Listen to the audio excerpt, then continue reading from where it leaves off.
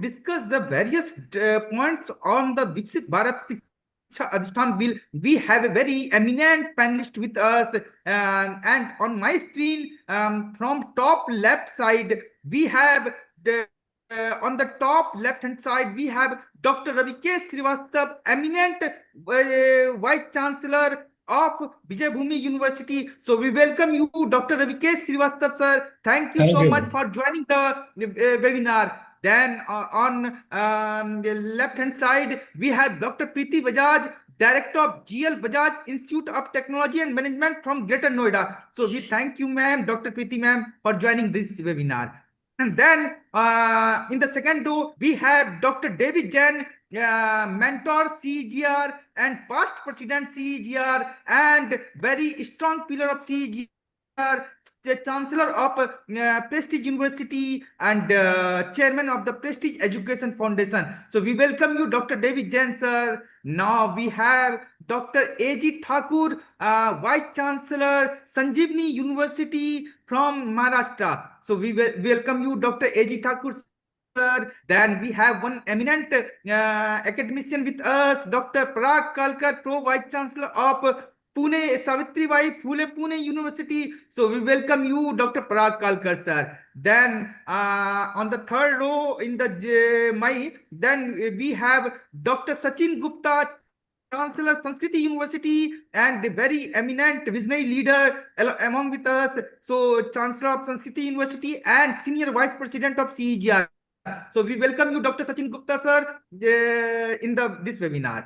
Then we have Dr. Bhartesa, a trustee of Oswal Education Foundation from Jamnagar. So we welcome you, Dr. Bhartesa, sir. And then we have Dr. Partha Sarkar, Principal GIS College of Engineering, along with us. So we welcome you, Dr. Partha Sarkar, sir. And few more persons are joining in this webinar. So with this, now I request Dr. David Jain, mentor CEGR and past president CEGR, to present the welcome and opening remarks on behalf of CEGR and to present his view on the Bharat Shiksha Adhishthan bill. Over to you, Dr. David Jain, sir.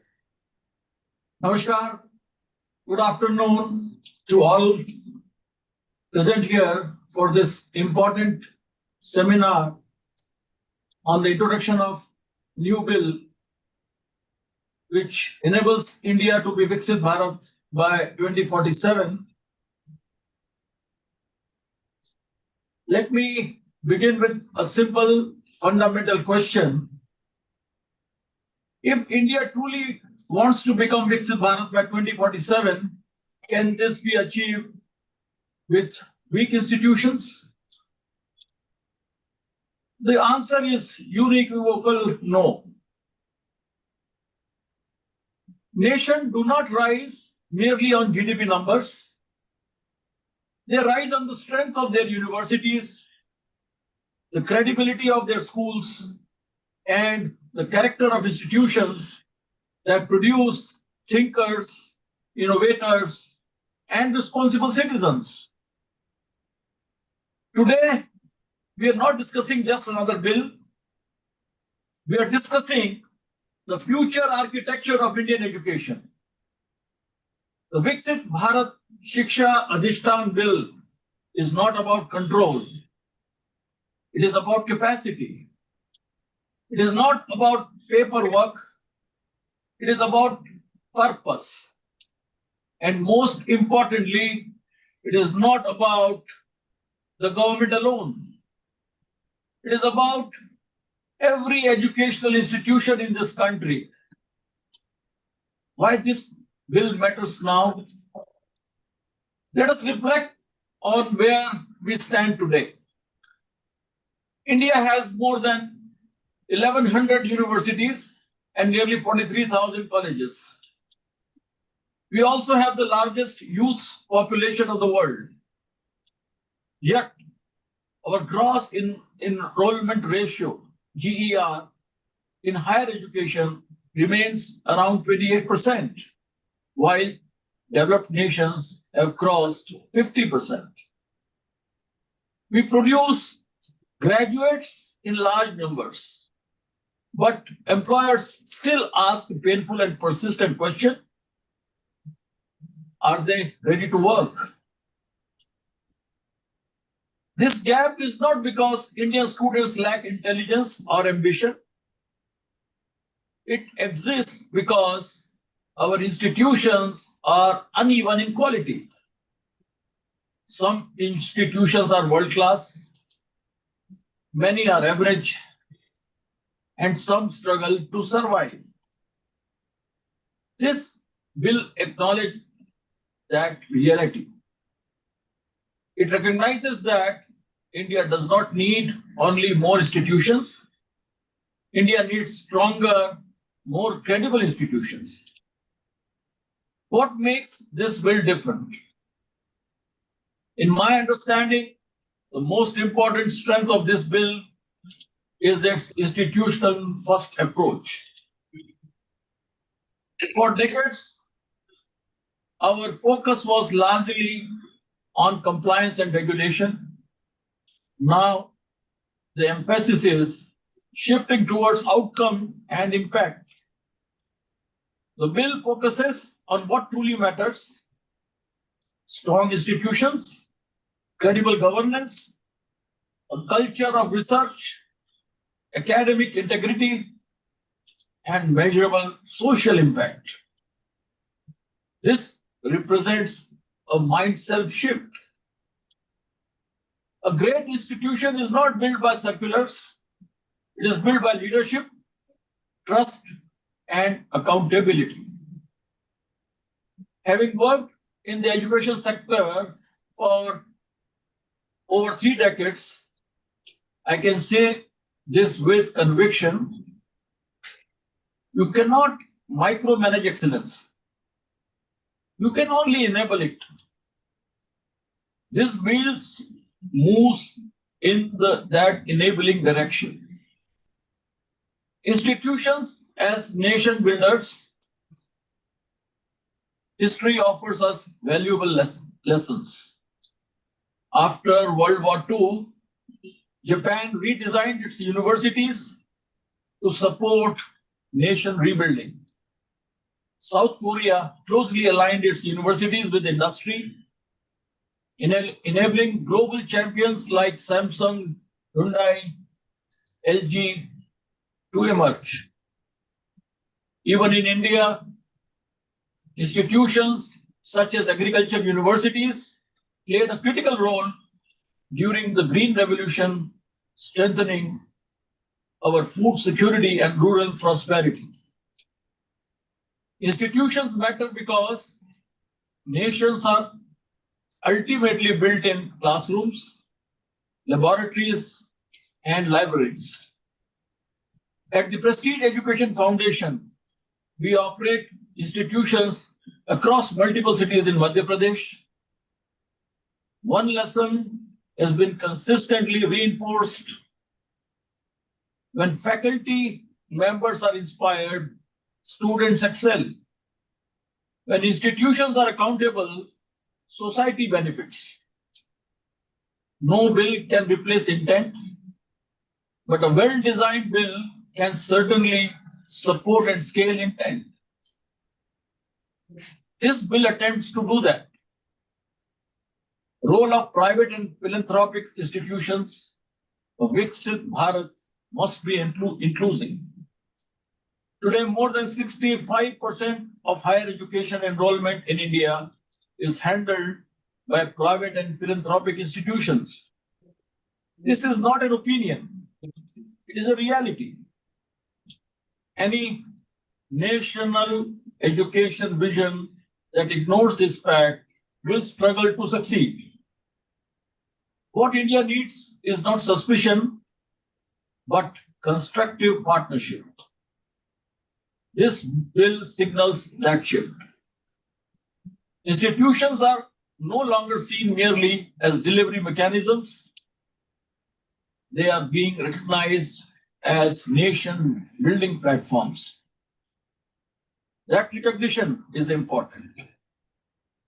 Research, innovation, and local relevance India currently spends about 0.7% on its GDP on research, while countries like South Korea invest over 5%. This gap is not only financial, it is structural and cultural. Research must address Indian realities on agriculture, healthcare, climate challenges, urban planning, digital inclusion. Every institution, regardless of its size, must ask itself, what problem of my region am I trying to solve? A Viksit Bharat cannot be built only in Delhi or Bangalore. It must also emerge from Indore, Gwalior, Bhopal, and smaller towns across India. This bill opens pathways for such decentralized and inclusive growth. My caution and my hope. Let me also state this clearly. No bill by itself can transform education. Implementation will determine everything.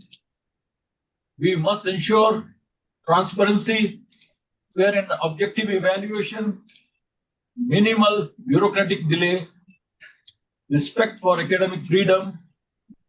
If these principles are upheld, this bill can become a meaningful turning point for Indian education. And in conclusion, I will conclude with a simple but sincere message. The government has shown intent. Now institutions must show courage. Do not ask, what will this bill give us? Ask instead, what can we become because of this bill? If every institution decides, starting today, to raise its standards, India will not need to wait until 2047 to become developed. A Viksit Bharat will begin from our classroom.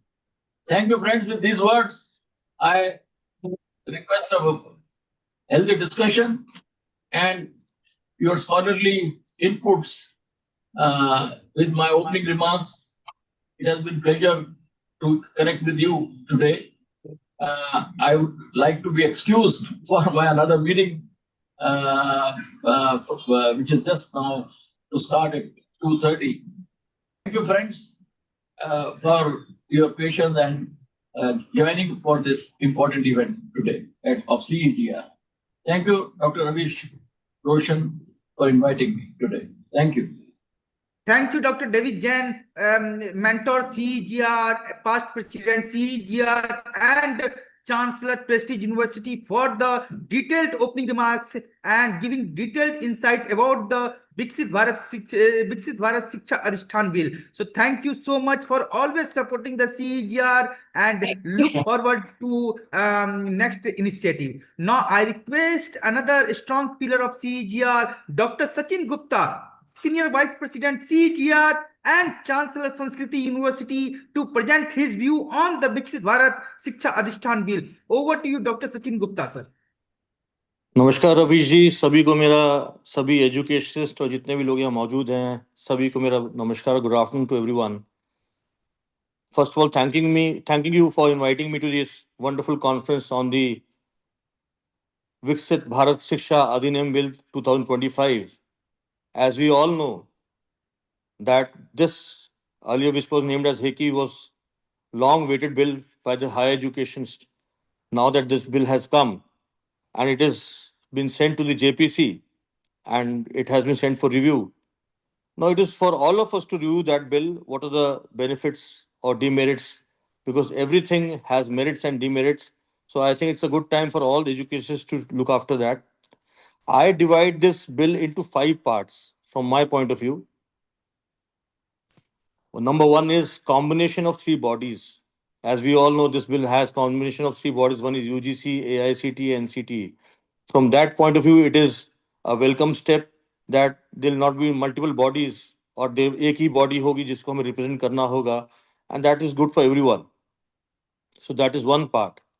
The second part that bill talks about is increased autonomy.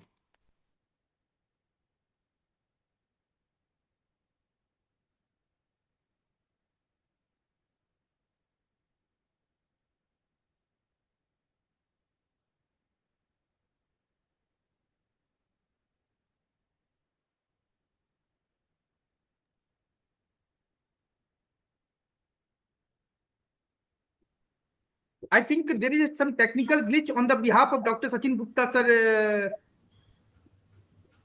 Yes. No, he has Yes, sir, come you back. are in the mute mode. He has come back. Okay, I'm sorry. Yes, yes, yes. So I'll start from there. The bill firstly talks about the combination of three bodies, which is AICT, UGC, and NCT. I welcome that step as the combination of three bodies because we all had to go to different bodies. It will be a welcome step for all of us. Number one. Number two, it talks about increased autonomy. And we've been talking about autonomy when the nation wants to do progress. I think every institute, every industry requires autonomy. जब हम विकसित भारत की बात करते हैं, it is a vision of a prime minister, honorable prime minister, that he wants by 2047 India to become Viksit Bharat. That means India to have a 5 trillion economy, India to grow and have exports, and also the education, the enrollment ratio has to rise. So the autonomy has to be given. But in the right per se, when we talk about autonomy, the Niti Aayog also talks about autonomy, but when autonomy is given, we as institutions have multiple works to do. It also talks about the third point is single window system, but in fact that is not there till now because we have state governments, we have multiple councils, we have accreditation bodies, and after that also another accreditation body that has come is after NAC and NBA, that is QCI. Now, third body has come up. So I think on one part, the government is talking about single window system, and on the other part, they're creating multiple windows and channels. So that has to be, a signal has to come very clearly whether we have to follow NAC, NBA, or QCI also. Because if you see the burden on the faculties, it is so much regarding the compliance of every university or every school that they're departing in. So the compliance system is becoming a burden on the institutions. I think that one part has should have been looked by the UGC and the new bill also, because every day we get a nomenclature from the state governments. Especially I'm talking about Uttar Pradesh. I don't know about other states where we have higher education private universities association also. There are multiple. Every day we get a letter compliance of that. So I think we are overburdened with that. So and when we talk about autonomy, India is having multiple states. So when we make a bill or draft something like NAC or CUT, I think we have to look into a fact that we have multiple state boards. So after CUT, what has happened? Does it have given any benefit to us? I think most of the government universities now seats are vacant because the time the CUT conducts examinations and by the time results come, almost the students have taken admission everywhere. And मेरा जो अपना जो नजरिया है देखने का, CUT के आने से हमारा कहीं ना कहीं उसमें एडमिशन का हमारे को बहुत ज्यादा बेनिफिट नहीं हो रहा है. I know this is for the other members to say. From CUT it's like a common entrance exams, but I think when multiple exams, there is every private university is doing own examinations. Every IM body, like they have the CAT, architecture have their own, engineering they have their own examination. Then you have CUT. So we are burdening the students with multiple examination also. If we say that other examinations are going to finish and only CUT is to remain, then I think CUT becomes relevant. The other part, we've spoken to CBSE also. This practically speaking, if we are running schools, their 11, 12 school boards classes were empty because they all go for preparation for entering examinations. And when we talk about preparing for entering examinations, do the children require education or they have to prepare for the examination? So this part has to be answered in the single window system and the increased autonomy, that real education being imparted or the students are preparing for the benefit of the entry examinations. After that, we have the exit examination also. We've seen exit examination in D pharmacy. We have exit examination in Ayurveda. And we are getting to hear that there'll be more exit examination coming in medical and the courses also. So I think when we say autonomy, there has to be clarity on that nomenclature. The other point that I want to make here is alignment of NEP 2020. That is a welcome step. We all are following NEP, and I think NEP has benefited all of us. And in the coming times, the NEP is going to help us. The fifth point I want to make relevant is global standards. Yes, the country needs to come out of its shell with changing the education system, with the Indian knowledge system. We need to match the global standards of research, our curriculum. But when we have invited the foreign universities, it's not the same relevant playing field for all of us. If you and we all may be knowing, अभी मुंबई में 5 universities ने अभी अपने admissions open किए हैं. And if you talk to any Maharashtra universities, the fees that they're offering and the courses they're offering. I think अभी बहुत universities कहती हैं हमें शायद फर्क नहीं पड़ता, but in the coming time, when the campuses are opening in Gurgaon, Noida, and we compare the infrastructure, when we compare, because the dollar 90 is to 1 rupee, 90 rupees is to $1. For them, it is only investment of $1, but for us, it is 90 rupees. For investing in India, it is not a big pan of cake for foreign universities.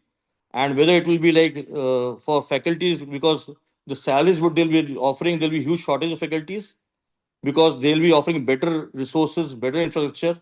From the student point of view, it is good, but I think for the universities, we all should be given equivalent playing field. Like whatever facilities they are providing to foreign universities, same should be provided to Indian universities also, so that we don't demerit our national assets and we give it to benefit to the foreign universities. It will be again a brain drain for us that students will be going abroad after 2 years of curriculum. So one aspect has to look into this. So I think overall there are certain points which are very beneficial and a 2 3 points need to be answered, which I think in coming days we all will be writing to the committee members, and I welcome all the good steps that has been taken in the bill. But there are few steps, like one step I've been told that in case of penalty there'll be no appeal system. I'm not clear about that. I was being told about that. If that is the case, I think that repellent appeal system to the court should also be available made over there. So there's some certain points which need to be answered, and rest I think overall there are merits and demerits. So this is all I want to quote. Thank you so much, Raviji, for giving the opportunity. Thank you so much. Jai Bharat, Jai Hind. Thank you, Dr. Sachin Gupta, sir, Chancellor, Sanskriti University, and Senior Vice President, CEGR, for the wonderful point. And I request all the speakers to send me few bullet points so that we can club all the bullet points and send it to the JPC for on behalf of CEGR our recommendation. So we request all the speakers to send the points through the mail. Now I request Dr. Parag Kalkar, Pro Vice Chancellor, Savitri Bai Phule, Pune University, to present his view. Over to you, Dr. Parag Kalkar, sir. Thank you, Dr. Ravi, sir. It is a high time for all of us that in 2020, we have seen that NEP document in July 20. Now it's after 5 years, we are seeing the very important aspect which all institutions were waiting for. That is a bill of combining all council, because there are multiple council, there are multiple regulation, overlapping regulation, and education is higher education being a concurrent. There is central regulation, then state regulation, and we are part and parcel of a state university, then University Act. So I think the Viksit Bharat Shiksha Adhishthan bill is ambitious and transformative, but many things I think we have to deliberate, aiming to modernize the India's higher education system in line with NEP 2020. If implemented effectively, it could reduce the red tape and raise academic quality, because we know that all these central agencies, even after the institute exists 10 years or 20 years, they first start with the land records, then building records. They have never reached up to the level of the quality, because and make Indian universities globally competitive. So that autonomy, however, success has to be a balanced execution of this. Adequate funding has to be given to various universities, not only to the central universities and IITs and IIMs, and safeguarding the institutional autonomy. I have points in my mind, as Ravish ji has told. First is regulation. The current system is a multiple regulation. Now it will be a single regulation merging all these three bodies. Then transparency also be there. It was fragmented and bureaucratic. So I think faceless and technology-driven single window system, if it comes in a real existence, it will definitely going to help the institution. Autonomy, it was a limited autonomy or a paper autonomy and highly regulated. Now greater autonomy and trusting on the institution, because they are creating infrastructure, they are deploying their manpower. So we must trust on the institution leadership. Global competitiveness was lagging. I think explicitly aligned with the global standard. Every institute can create and develop their own standard, and funding, I think, was managed by the regulators. I think it has to be kept with the administrative of the respective institutions. Challenges is the funding autonomy how it can create a better resources for the institution to grow. Then implementation complexity is going to be there, that it's not only merger of three regulation into a one regulation. So how they are going to implement. And I'm more worried about over centralization. So if you have one body and it is over centralized, I think flexibility is likely to get reduced. And stakeholder resistance, universities, colleges, autonomy, we have reached up to certain level right now. They should not face challenges by this regulation.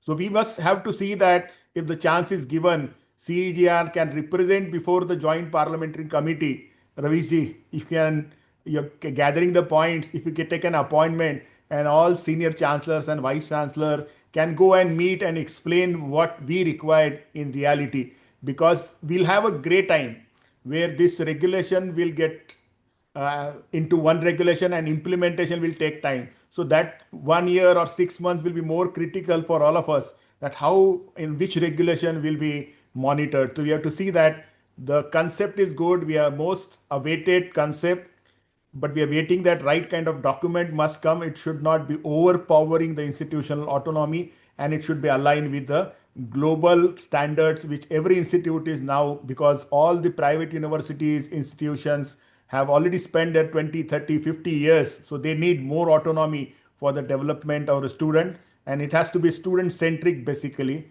Again, quality assurance, we have parallel councils that NAC and NBA and so many stringent council were there. I think it has to be left out to the institution to decide different verticals of autonomy. So this is my points take away from this. I'm very happy to be part of this August gathering. And thank you very much, Ravishji, for inviting me, and congratulations for completing your doctorate. Thank you, Dr. Parag Kalkar, sir, Pro Vice Chancellor, Savitribai Phule Pune University. Now, we welcome Dr. Sandeep Marwa, Chancellor AFT University and mentor CEGR and past president CEGR in the webinar. So I think sir is on the way to office. So after the one speaker, he will be the speaker. Meanwhile, no. Yes. So thank you, Dr. Sandeep Marwa, sir, for joining this webinar. Pleasure is mine. So after one speaker, are you comfortable, sir? So now I request Dr. Ravikesh Srivastava, Vice Chancellor, Vijay Bhumi University, to present his view. Over to you, Dr. Ravikesh Srivastava, sir.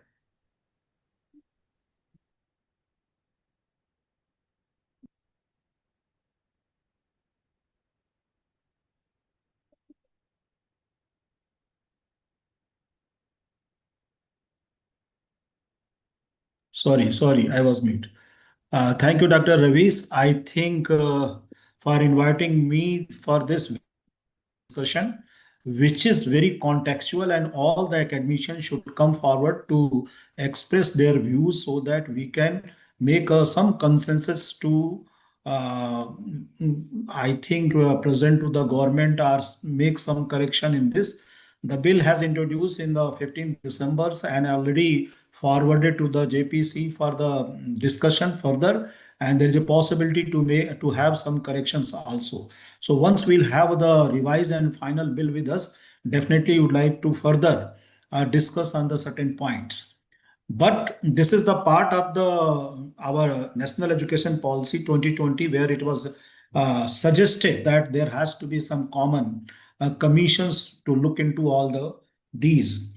Earlier, we are having the UGC. UGC's name is the University Grant Commission. How many university has benefited with the grant? I'm not sure, and that is why its name was not perfectly aligned with the university. So the UGC, AICT, NCTC, and the architecture, the four commission has been merged with this Viksit Bharat Shiksha Adhishthan 2025.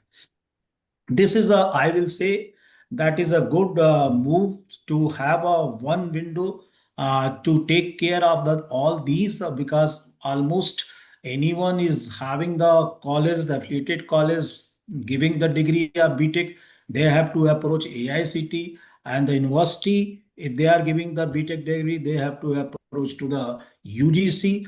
a lot of confusion, and whether one should go to the NBA, one should go to the NAC. Again, there is a confusion. So now I think such confusion will definitely remove from this particular bill, and there will be and particularly for the all the private university, we know there is a 1200 around 1200 universities in our country, and out of these 1200 you can see the contribution of the state university, either the state government university or state private university, is almost around 1000.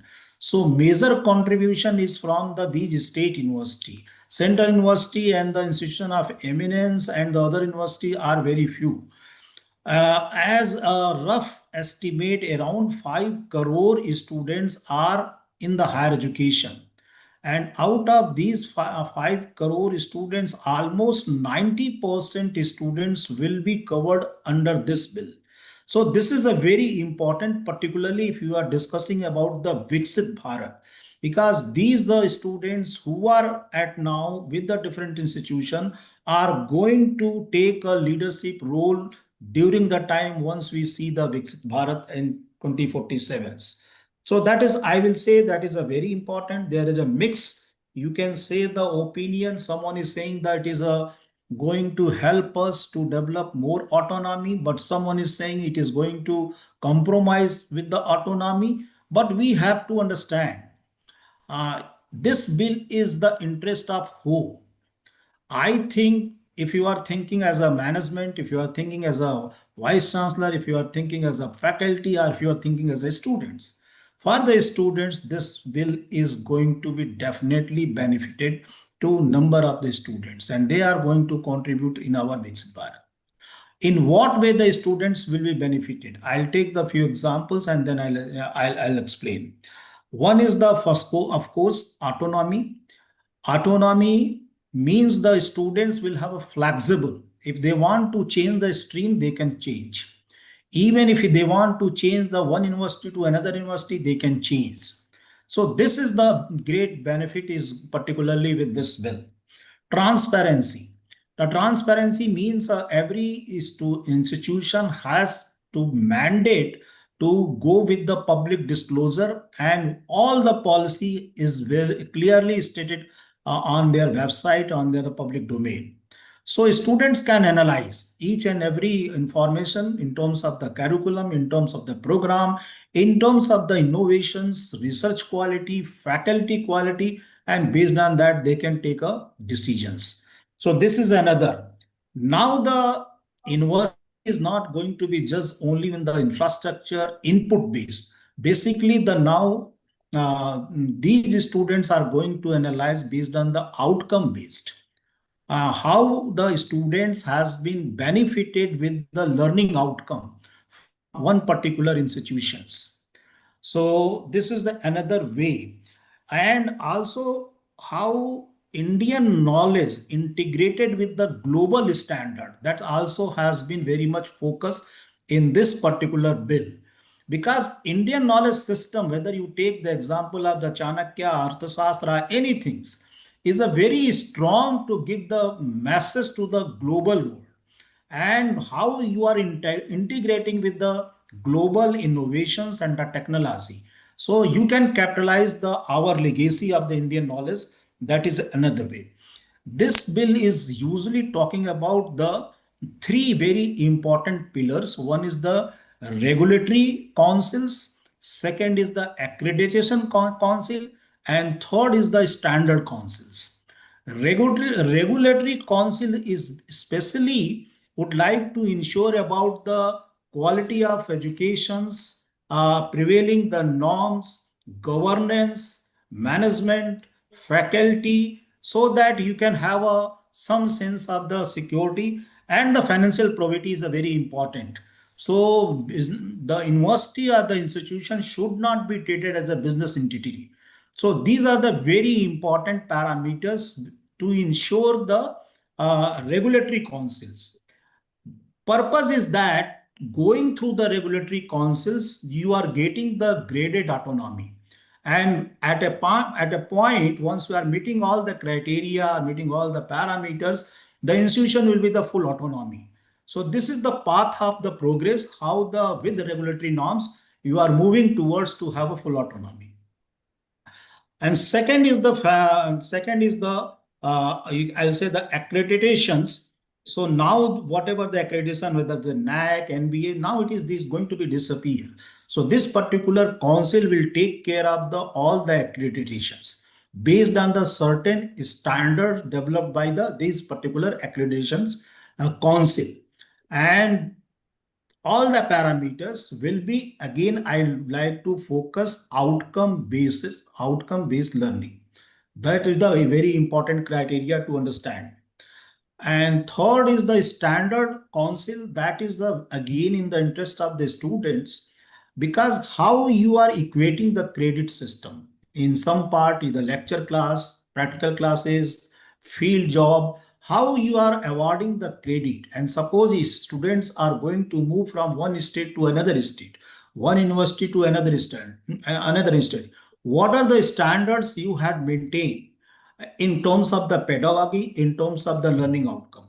Based on that, these courses will be mapped, and then the institution to institution mobility will be allowed. So how every institution will be more or less at par with the credit system, and the minimum credit, as you know, the 40 credit to move to the next year. That is how we are maintaining. What are the others way of assessment, evaluation, everything. So based on this, the standard will be decided of each university, and then these three councils will take care.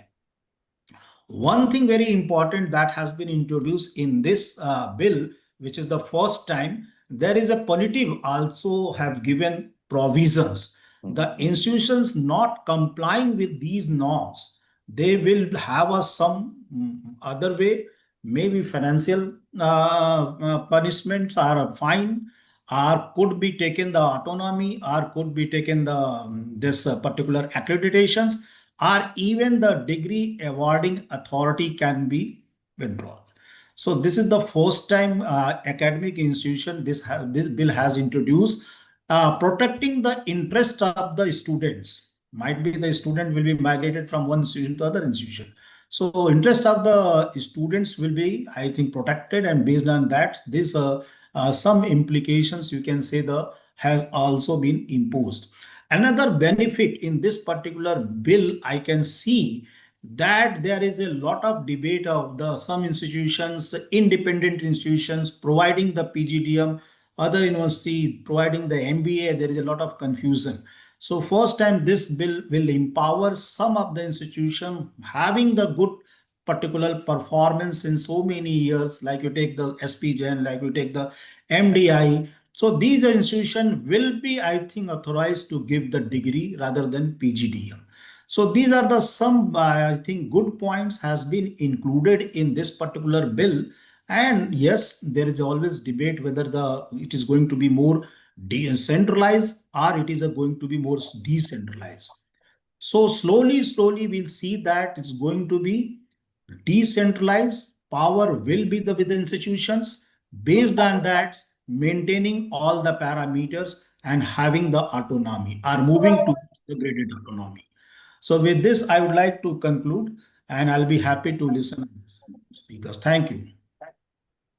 Thank you, Dr. Avikesh Srivastava, sir, Vice Chancellor, Vijayabhumi University, and regularly supporting the various causes of CEGR. So thank you once again, sir. Now I request Dr. Sandeep Marwa, mentor CEGR, past president CEGR, and Chancellor AFT University, to present his view. Over to you, Dr. Sandeep Marwa, sir.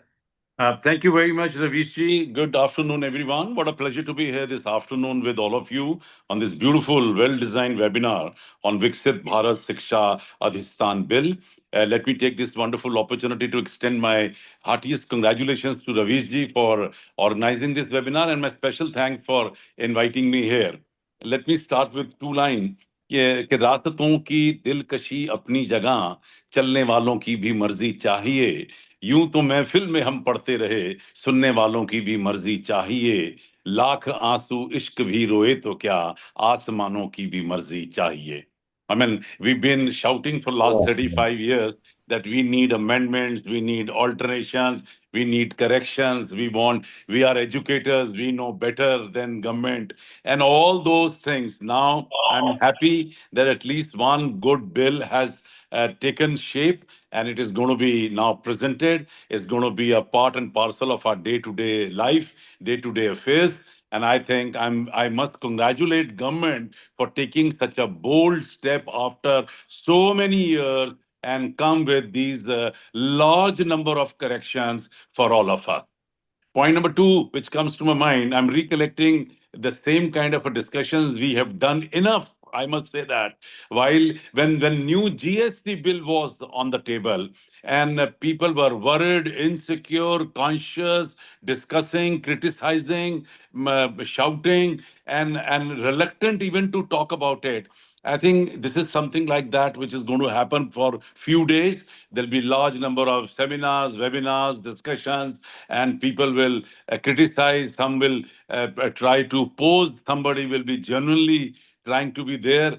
Yes, 32 amendments were made in GST case, and then it became one of the finest law of the country, which has brought almost now 200,000 crore rupee every month to the government. Government of India is rich, and they are in a position to take country to new heights, to new place, and rest, you know it. We are fourth, now going to be third biggest power, and I think when we talk about Viksit Bharat education, I have always been shouting from every platform, if there is anything which requires more correction in this country is nothing but education. I'm very happy government has become so conscious about education, because if you are not producing right product, you can never have a bright future. This is my way of understanding education.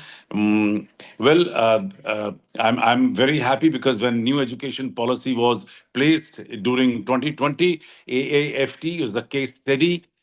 We had also proposed a few points, and I'm so happy that all those points were taken into account instantly and immediately, which was connected to workshops, seminars, symposium, interaction programs, guest faculty, for foreign faculty visits, for international department, festivals, that all has been taken into new education policy, and it has become now part of the system.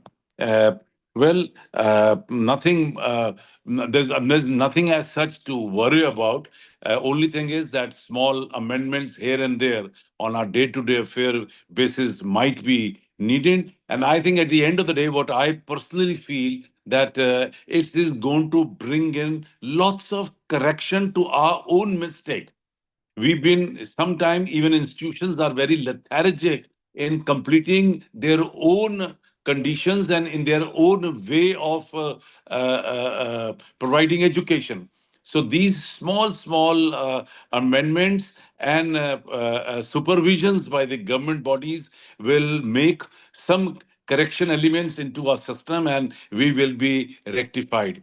It's exactly like when you go for a AICT approval, 225 conditions you have to clear. जब आप वो list देखते हैं तो तोते उड़ जाते हैं. आदमी कहता है मारे गए. Why this is required? Why so much? But trust me, when you actually start correcting yourself, you feel so happy that I am now a better institution. I am a well-carved institution, and I have cleared my own doubts and my own minus points from my institution. So I think I'm very happy that something like this is coming up. Fortunately, I'm in another meeting right now, and I have some foreign delegates which are sitting in my room. So I have to actually beg sorry for right now. I wish everyone all the best. and to Ravish, obviously, thank you once again. And I'm anxiously waiting that this concrete step should taken place so that we all can get into a very positive competition and win the world. Indian education system has to be the best in the world. We have given the best brains to the world. Today, the whole world is eager and anxious to hire Indians in every department possible. And I think if we can rectify ourselves, if we can amend, alter, and correct ourselves for better production of manpower, I think there'll be no harm in accepting bills like this. With all these words, thank you very much once again. Jai Hind, Jai Bharat. Thank you doctor Sandeep Marwah sir, thank you so much. आप कितने भी busy होते हैं, time CGR के लिए जरूर निकाल लेते हैं, and your greatness is in that sir. So thank you so much all for always supporting the CGR, and you indeed you are one of the strong pillar of the CEGR. As a mentor and as a past president, your continued guidance is required, and we look forward to the long-term association with you. Thank you, Dr. Sandeep Marwas. Thank you, Ji. Thanks a lot. Bye-bye. And now I request Dr. Batesa, Trustee Oswal Education Foundation from the Jamnagar. So we welcome you, Dr. Batesa, sir. Under this Oswal Education, a number of schools, colleges are in the Gujarat. So we are from Gujarat. We welcome Dr. Batesa, sir. Great afternoon. Namaste to all. Whatever talk was said by Dr. Sandeep sir, Dr. Ravi K sir, Dr. Parag sir, Dr. Jain sir, as well as Dr. Sachin Gupta sir, somewhere I am agreeing that they have really good observation, and whatever they told, that was somewhere aligned with the whatever we are doing here. My simple thing is that before we discuss, this was the historical step taken by the government.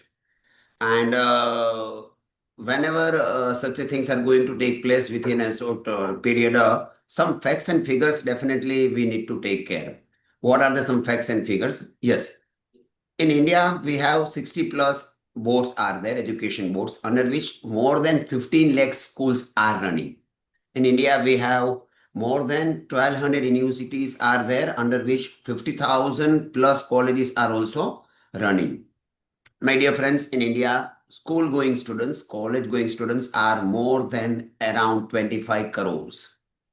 So according to me, whatever is happening with this bill, definitely I'm positive it will happening something good, but that is affecting 25 plus crore students.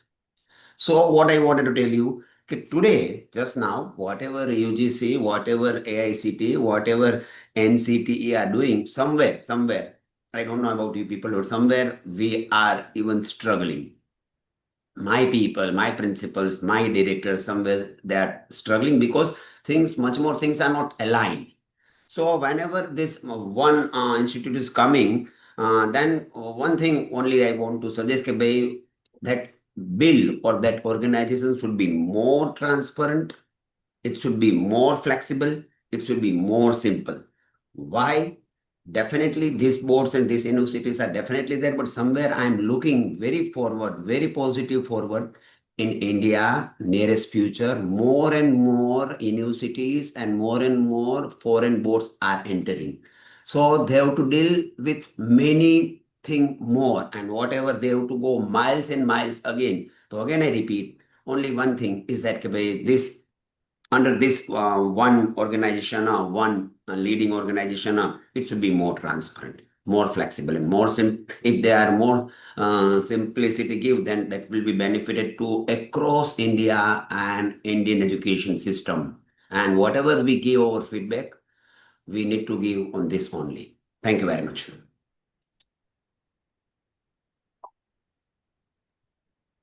Thank you, Dr. Batesa, sir, Trustee Oswal Education Foundation. So thank you so much, sir. Now I request Dr. A.G. Thakur, sir, Vice Chancellor, Sanjeevani University from Maharashtra, to present his view. Over to you, Dr. A.G. Thakur, sir. So I'm audible, I think, sir. Yes, sir, you are audible, sir. Okay. So first of all, I am very much thankful to CGR and particularly to Dr. Ravish Roshan sir for giving this opportunity to be a part of this very important discussion. Because whenever any such amendments happen, lot of discussions are required to get the clarity. Everyone is having different thought process. Because today itself I conducted one meeting of my leader and I asked them that how many of time you have discussed with your faculty regarding the NEP. So have you handholded your faculty and you are expecting? So that is very much important. And I think that this is a good initiatives.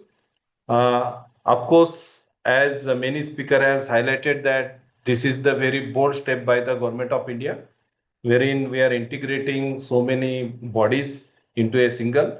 Still, of course, there is a scope. I think pharmacy is not a part of this, as well as even the medical, and this also is not a part of that. In future, I think it happens because in the recent past we have seen that there was overlap, particularly for the pharmacy. The PCI was there, ICT was there, and the institutions were in lot of confusion whether to go with the PCI rules or ICT rules, and lot of things are happening, and they are in the pressure because I am also the part of our organization is also having the pharmacy, so we know the what is the challenges. So this is a good step, particularly when we are preparing for accreditation. Many time we are facing the problem, we have to prepare something different for NBA, something different for the NAC. So now if there is a single regulatory authority and accrediting authority, I think that we can really get into the very concrete and very appropriate type of the accreditation, regulatories and other things. Only few things I want to put forward from my side, particularly when we are implementing this thing. I know that this is a challenging, but it should not happen that just because in India, most of the, if you see the rules, regulations are very good, but the problem is with the implementation. Now, even though if we really study the impact of NEP 2020, we'll observe that many of the things are yet on the thought process only. If we can ask any university how many has taken multiple exit entry, even though some policy has been made for the sake of making, but I don't think that in real sense that leverage has been taken by any university or any student. So we have to see that how the implementation of this can be done. Of course, there are a lot of good points about this thing, but there are some challenges also imposed by so many things that maybe central government is going to make some more, we can say, hand holding as per as compared to the state government. So this is the debatable things, particularly in Indian context. The one of the challenge what we feel that we have to improve our monitoring system also, in the sense that in that it is written that if any fake institutions are there, 2 crore fine will be imposed, something like this. The question arises that how these institutions are growing to such an extent that they are giving the fake degrees. That itself is a really question mark. When we are having lot of system, why our system cannot? Because the students are taking admission, and at the end when they are getting that their degree is fake, so they are at the end of the sufferer. So we required a very stringent monitoring system, particularly as we know that India was supposed to be one of the innovative country in the world, particularly before the even the Mughal regime. सोने की चिड़िया कहा जाता था, because we are having lot of novelty and lot of artistic things are, and lot of trades are happening across the world. If you see GDP that time, exactly I cannot remember, that is more than 20%. But as the British regime started and they started giving the education in a such a way that they have totally stopped the component of the what we can say innovation and other thing, and because of that we have gone long back. Actually, we are too back as compared to the developed country. But definitely, the NEP 2020, even though a lot of scope is there for its improvement, but it is the first step. And second step is that the government has taken this thing. Uh, the day the success story will be there when actually the Indian institutions start. Now, if you see number of institutions consider, India is one of having the highest number of, I think in the top 4 5 will be there. But when it comes to the question of US ranking and other things, even our IITs are also above the 100. So the second, what my suggestion is that in future, Of course, the outcome-based education we are implemented, but in real sense, really it is happening. That also we have to think in that perspective, and particularly we have to see what is the impact of the education on the stakeholder, on the we can say students, parents, society. That has to be monitored, and all these things are possible only and only when each and every university will take the advantage of this liberty. The one thing I want to suggest that, particularly with a due respect to all, we have to somewhere give the preference to the merit rather than the bureaucratic approach, because we know that so many top, we can say, in some of the public university VCs and other things, sometimes some influences are there in hiring them rather than the merit. So unless and until we are not coming out of this thing and all the systems are really autonomous and all the leaderships are being given the authority as well as the responsibility to pursue the education, then only these things will happen. And one suggestion from my side is that, particularly as you can see that in the foreign, if you go into the any developed countries, I have visited couple of countries. So universities are the laboratories of the industries. Industries are coming to university for the innovation. I was in the Warwick University in UK, and what I have seen that all this innovation in the automobile was happening in the center of the manufacturing. In India, unless and until we are not hiring the person from the industry as a faculty on the regular scale, and for that the ecosystem has to be developed so that they will get the earning as that of the compatible with the industry. The in real sense, whatever the engineers, management graduates, or as such any graduates will not be that much useful for the industry. That problem we are facing, and only by taking this bill or by implementing NAP or like this bill is not going to change unless and until each and every stakeholder is implementing it in that particular sense. These are only few thoughts from my side because most of the things are being already shared by other experts. So thanks for giving me opportunity. Thank you.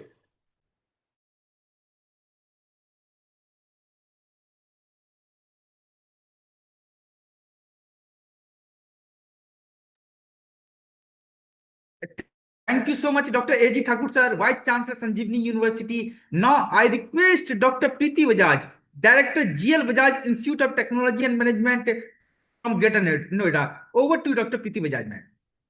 Thank you, Ravish ji. So thank you so much for inviting me to be here. And probably I'm the last speaker, so most of the points have been covered, but I will try to give a new comparison of this, the Viksit Bharat Shiksha Adhishthan Bill 2025. So the points which have been covered so far, just to give a glimpse in 30 seconds, is it has three independent councils, which is like Viksit Bharat Shiksha Vinyaman Parishad, Gunvatta Parishad, and Manak Parishad. So one for regulatory, one for replacing all accreditations, and one for standardizations of the curriculum and academics, right? But what is and all that to this is all to encourage the single window system, transparency, accountability, graded autonomy, focus on quality, and especially after 5 years after NEP 2020 was introduced. Now, what is I have done a different comparison of this. That what has been missed for. So in this, we don't have, except medical and allied medical programs, we have tried to cover all the, institutions, right, from central, deemed, affiliated colleges and all. What has been about whether the central, because it's a concurrent, the education is always being concurrent agenda. So whether the state government still will be dominating in some sense, or there will be a full control from central government, or this council is still not been clear. This is going to help the students to become more competitive. But right now, I have compared this with 6 nations. How is the structure with China? how is the structure with Russia, how is the structure with Malaysia, how is the structure with Australia and New Zealand, which is South Asia part, and how is going to be in Singapore, and how we are differ from this. So if I consider the China, which is more politically driven, ours is a good, highly we have tried to centralize, but not as high as the China, which is state directed system. We haven't spoken about that. But yes, one good point which I see, which can come when more elaboration would be there for this system, is elite universities, whether those are private or government, will be in directly central control, which is not, might be NIRF, we haven't spoken about. So probably the top 50, top 100 institutions in direct control of, central control. So they have strong national planning, they have set targets, and according to targets, they were governing the institutions in China. Can we do that? The Russia have a different kind of setup wherein that talks about decentralization, but central regulatory is there, strong inspection authority and heavy penalty. Probably we are talking about heavy penalty. So we have a combination of China plus Russia, which talks about Russia's inspection style, penalty framework, and we talked about autonomy as well. So Russia is more compliance driven, less innovation driven. Probably ours is going to be innovation driven as well. And they talked about less institutional autonomy. Ours is more on institutional autonomy. When we go for Malaysia as well, because that also is giving good research, they have more on accreditation. They are talking about teaching and research universities. They talked about international benchmarking. I guess we should also talk about somewhere international global benchmark we have set, but not exactly. And we should also talk about research and teaching university, which all academicians and authorities we are talking about. So the South Korea is talking about research outcome, wherein we are not talking about funding. We are not talking about research outcome. Probably in coming days, funding is fine. That's a different issue which has been mentioned in the NEP 2020. But at least we can talk about research outcome based on thrust areas of the nation. Taiwan is talking about global academic integration, which we have also said. But one thing which we can include is Singapore is always talking about in their regulatory framework is strong industry integration. So we haven't talked about strong industry integration, which probably when we derive and which we come out with a detailed document that can also have further in the part of as an policy, probably the boards with the global experts, strong industry integration, which will give India's good position for large number of universities to have, the global rankings as well. So, and coming out to Australia and New Zealand, they are more into international peer review and more on quality framework, which probably we are talking about. But if more and detailed document can come out with a global recognition and mobility, because we talked about this global recognition, ranking, mobility, and quality in NEP 2020. And probably this is the platform which will give us insight into all these parameters and terminologies which we have used. So I consider this document as a very welcome move, which has combination of Japan, Singapore, Korea, Taiwan, Australia, New Zealand, Chinese, the best points of every council, central council, and which it has, to remove the legacy of so many years, 65 years is not that going to be easy. So probably we should not over expect in immediate basis, but next 5 years, it would pick up, and the goal, I'm sure that would be a very mature system and shall give us the best what India requires in coming time and much before 2047. With these words, thank you so much, Dr. Ravish, for giving me opportunity. And it was fantastic, and it is always pleasure to join your platform, and I wish CEGR to be a great success. Thank you so much. Thank you, Dr. Preeti Bajaj, Director GL Bajaj Institute of Technology and Management, for giving detailed view on the Viksit Bharat Shiksha Adhishthan bill. Now I request Dr. Partha Sarkar, Principal GIS College of Engineering from West Bengal to present his view. Over to you, Dr. Partha Sarkar, sir.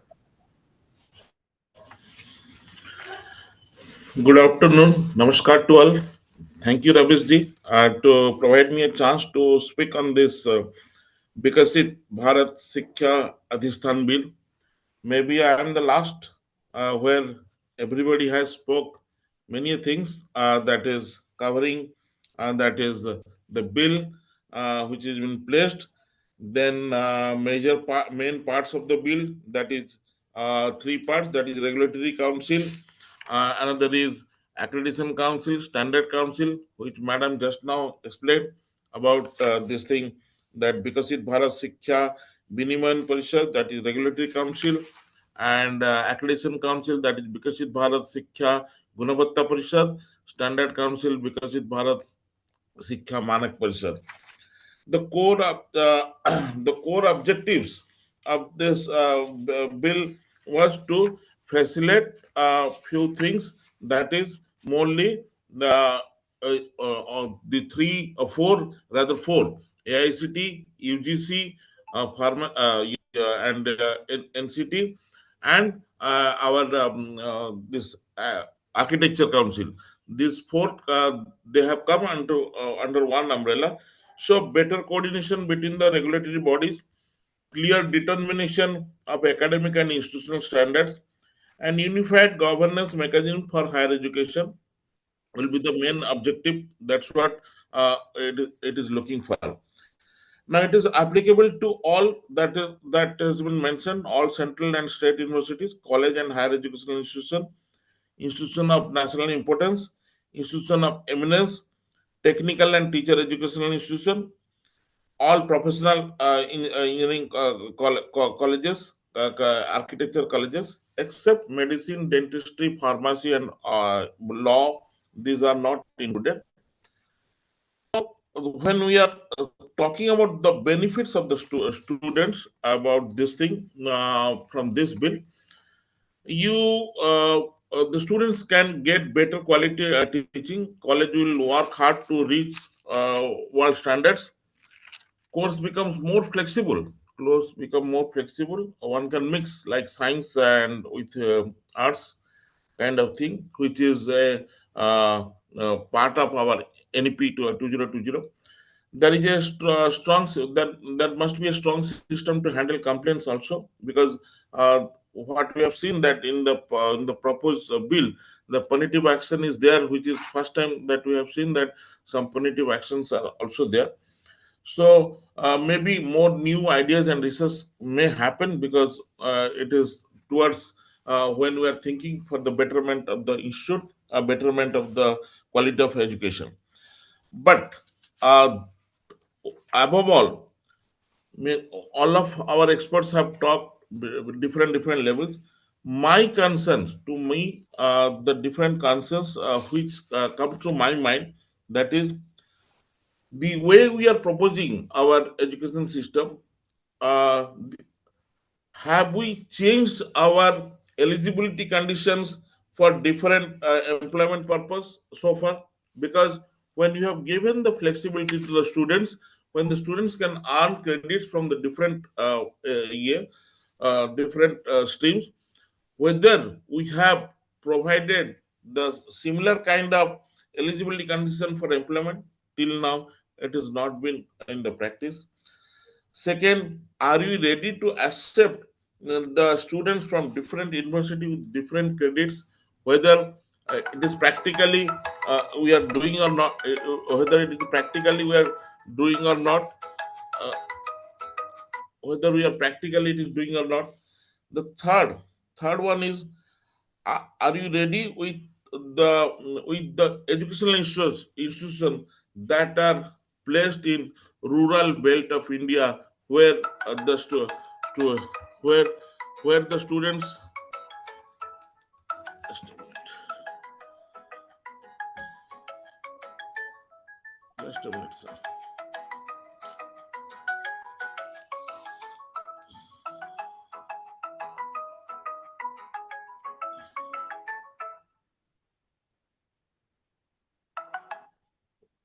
I'm sorry, sir. uh, well,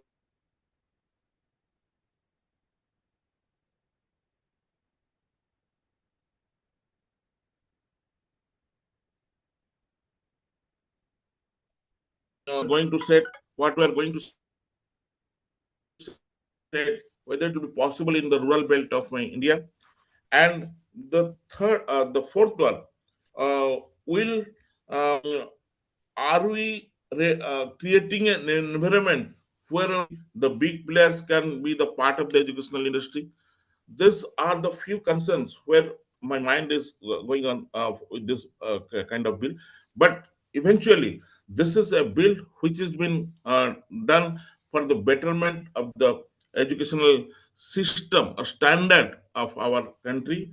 Let us hope that this will go step by step, and in every step, we will create the solution and we can make some good solution for that. By that, the way our honorable Prime Minister have hoped for the Viksit Bharat by 2047, we may reach to that standard, and may we see that India is going to change to a different level. With these words, I conclude here. Thank you, sir, again. Thank you again for giving me a chance to speak in this forum. Thank you, Dr. Parthasgar, Principal GIS College of Engineering, part of GIS University. Thank you so much, sir. And sorry, part of the GIS group, Yes, part of the sir. GIS group of West Bengal. So yes, so thank you so much. And with this word, we are very grateful to all the speakers who gave their consent to address this webinar, and we are grateful to. And now I request Dr. Arya Patnaik. Arya Patnaik, sir. Yes, yes, yes. Am I audible? Yes, sir. I'm trying your number, but you are not responding. So I thought, what is happening? Are you No, no, audible no. or not? Oh, now I'm there. I'm listening since long. I have listened everybody.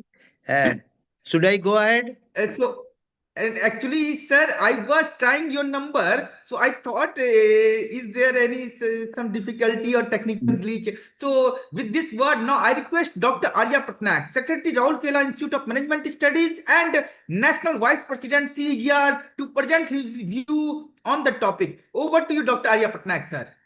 Thank you, thank you, thank you, Ravi's, and congratulations to you for your doctorate degree.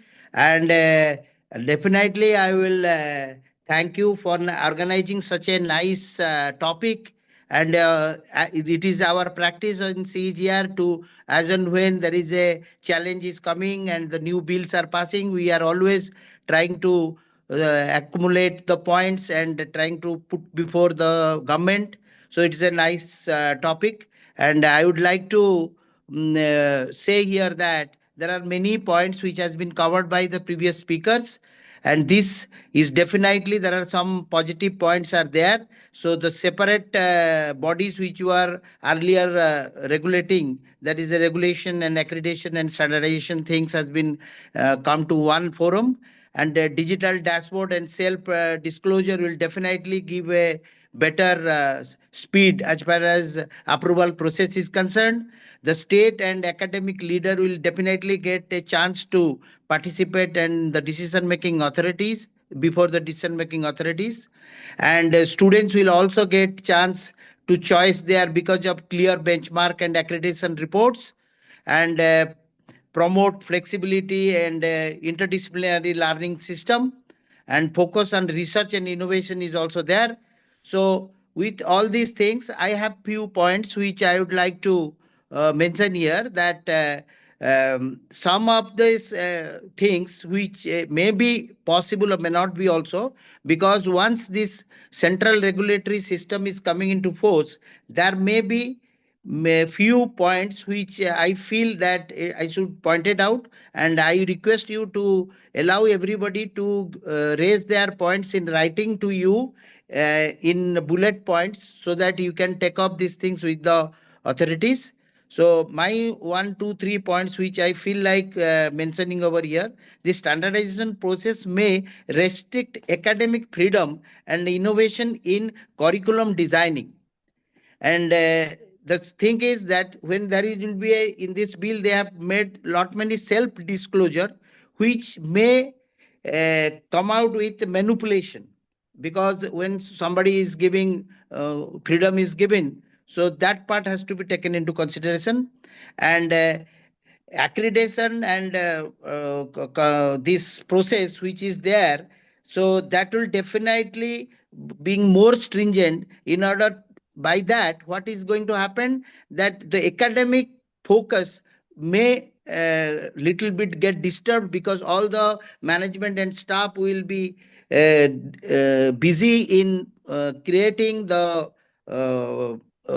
process what is required by this board, this body, that the accreditation and standardization system is becoming so powerful that majority time we have to give to process our things as far as this bill is concerned. And another challenge is that is challenge regarding the old system which is there. When you are going for a new system, definitely there are lot many things which we have to take into consideration.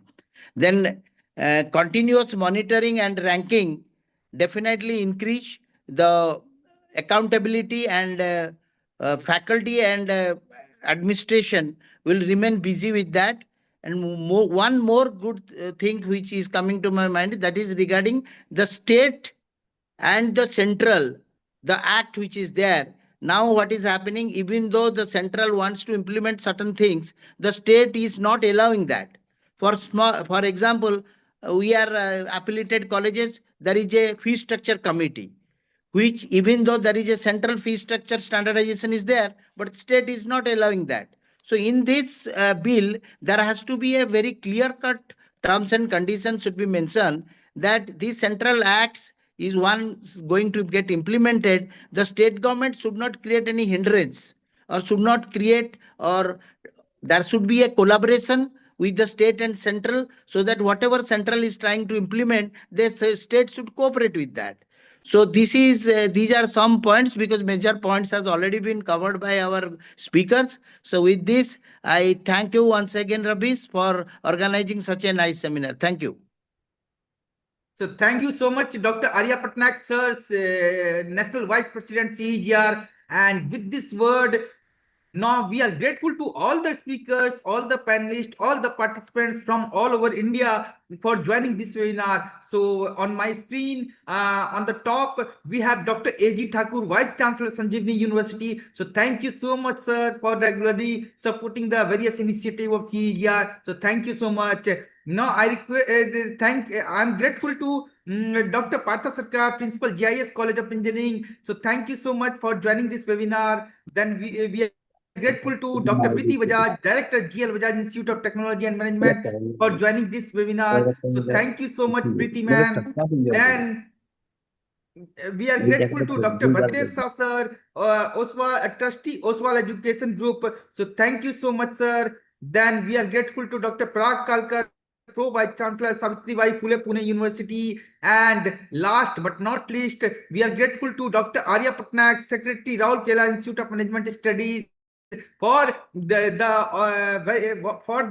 very regular support to the CEGR and active support to the CEGR. And we are grateful to all the participants from all over India for joining this webinar. With this word, we look forward to meet you soon in the next webinar. And we are planning to regularly organize this type of knowledge sharing webinar at least twice or thrice in a month. So with this word, we are thankful to all the speakers. Thanks to everyone. Thank you, sir. Thank you, sir. Thank you. Thank you, sir. Thank you. Namaste. Thank you. Thank Akhilesh you, sir, Ravi. Thank you, Ravi. Akhilesh sir,